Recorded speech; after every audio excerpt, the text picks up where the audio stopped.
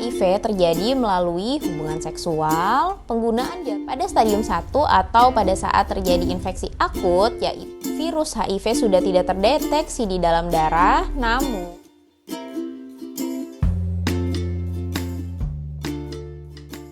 akhir Agustus lalu masyarakat sempat dihebohkan dengan berita bahwa ratusan mahasiswa dan juga ibu rumah tangga positif HIV di Bandung. Data mengatakan bahwa sejak tahun 1991 hingga 2021 didapatkan total ada 5.943 kasus positif HIV di Bandung, di mana 11%-nya adalah ibu rumah tangga dan 6,9%-nya adalah mahasiswa. Berita semakin heboh dengan adanya isu bahwa peningkatan kasus HIV/AIDS di Bandung ini dikaitkan dengan vaksinasi COVID-19.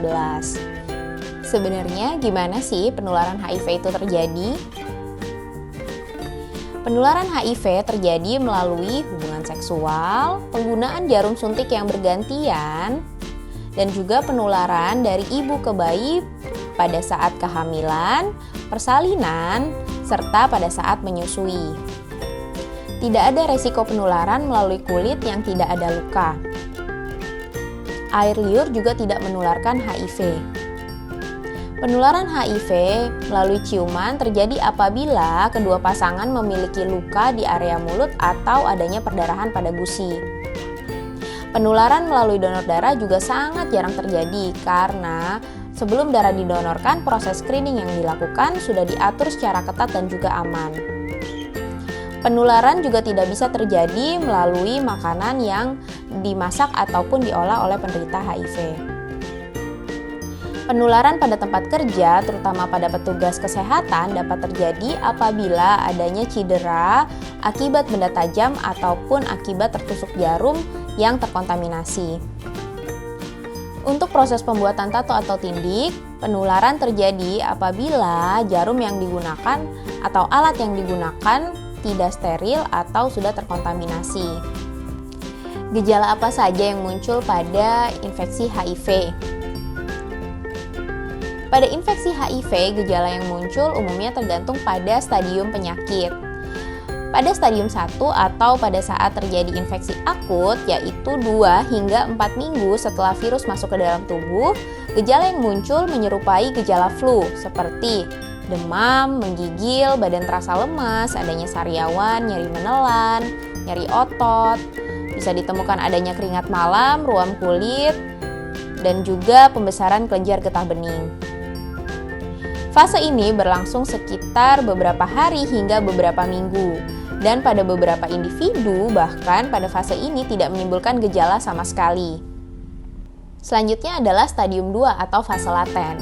Pada fase ini, virus di dalam tubuh mulai memperbanyak diri atau bereplikasi, namun dengan kadar yang sangat rendah, sehingga pada penderitanya umumnya tidak didapatkan adanya gejala pada stadium ini.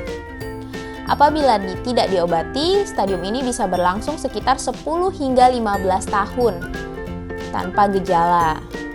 Nah, namun karena virus di dalam tubuh sudah semakin banyak jumlahnya, penderita pada stadium ini sudah bisa menularkan virusnya kepada orang lain.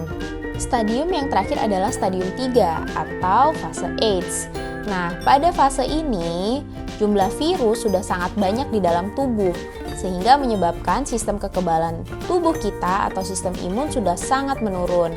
Akibat penurunan sistem imun yang sangat jauh ini, sehingga gejala-gejala infeksi lain itu mulai muncul atau mulai jelas terlihat pada stadium ini.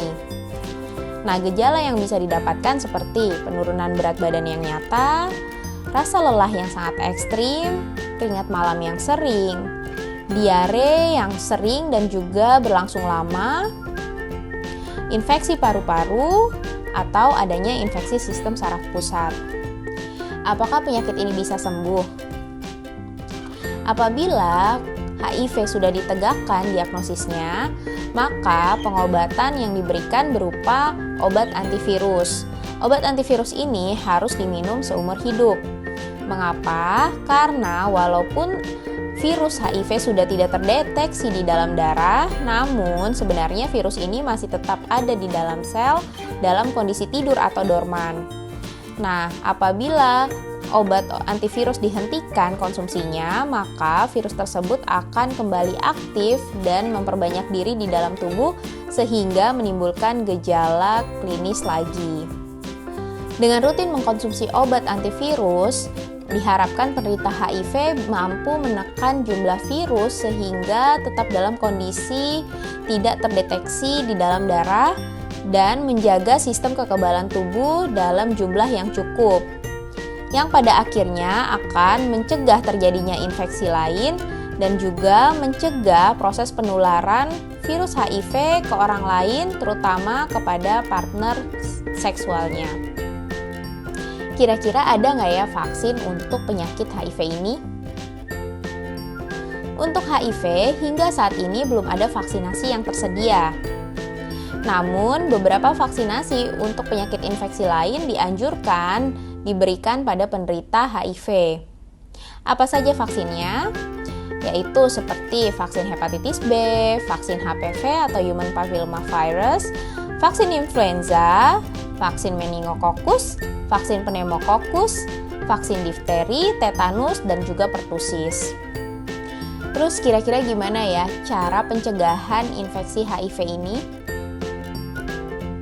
Infeksi HIV dapat dicegah dengan cara menghindari hubungan seksual, atau apabila ingin melakukan hubungan seksual dapat menggunakan kondom dengan cara yang benar. Hindari berganti jarum dengan orang lain.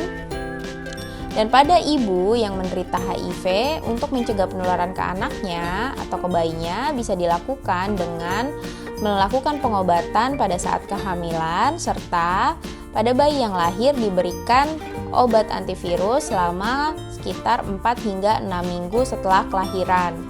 Dikatakan hal tersebut mampu mencegah penularan menjadi kurang dari 1%.